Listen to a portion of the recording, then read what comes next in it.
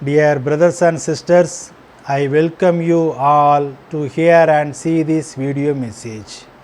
Today we are going to see reforms in personal laws rather than uniform civil code by people's movement in India. Content for this video I given in the description, you can go through and study. Rather than imposing general civil law, the focus should be on encouraging dialogue, understanding and gradual reforms within communities to eliminate undesirable practices. Through this mechanism, a balance can be struck between individual rights, freedom and religious harmony. Likewise, we should aim for uniformity in rights rather than laws. Men and women in the respective societies can democratically discuss what changes are needed and make suggestions about how they are needed and bring about changes for real equality through a process. It cannot be denied that all religious laws discriminate against women. First of all, Hindu religious laws require equality between Hindu men and Hindu women.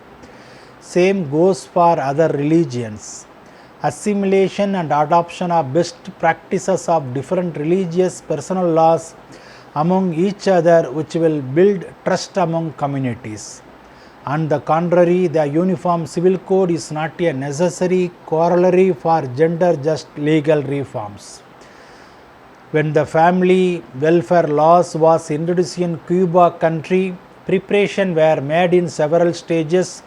The draft law alone was amended 22 times. Each copy was left for extensive discussion among the people. Millions of suggestions came in. A substantial number of them were incorporated. It was finally enacted into law with a two-thirds of vote of the people.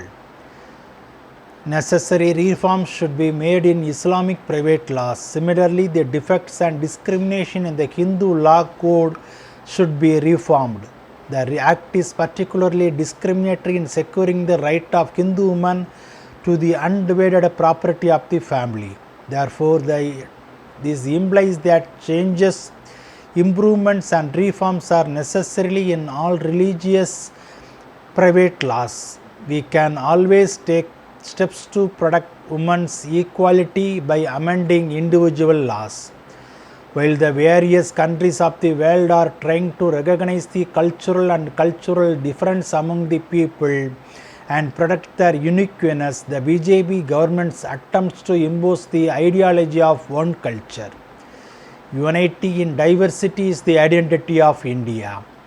Respecting the culture, tradition and custom of the various religions that are saving the Republic of Secular India with unity in diversity is to eliminate discrimination through legislation. The Supreme Court of India has also repeatedly states that United Nations need not be a homogeneous. In the case of TMA Boy Trust versus Government of Karnataka and others, the Supreme Court held that the essence of secularism in India is to recognize and protect the diversity of people of different languages and different faiths and to bring them together to form one fully integrated India. With a population of 1 billion, India comprises 6 major ethnic groups, 52 major tribes, 6 major religions and 6,400 caste and subcaste, 18 major languages and 1,600 minor languages and dialects. Every person, irrespective of his language, caste and religion, has his own unique identity. It must be protected. Making changes in personal laws should bring equality between men and women within every society. Consequently, it requires a long journey in terms of creating equality between communities. But the discussion of general civil law is not now carried forward with such a view. What this slogan of one country, one law wants to say is that Muslims refuse to abide by the law that Hindu abides by.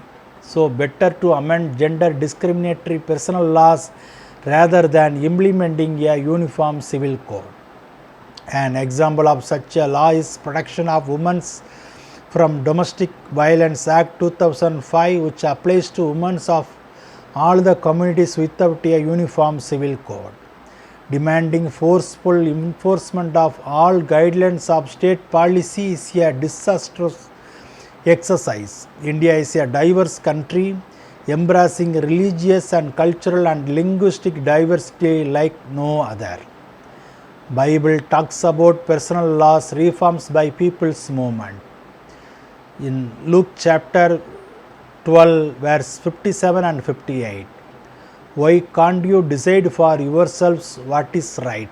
Suppose someone is suing you and you are both going to court. Try hard to settle it on the way. Also in 1 Corinthians chapter 6 verse 4. But if you have a judgment concerning a worldly matter, seat those for you in judgment who are neglected in the assembly. Amen.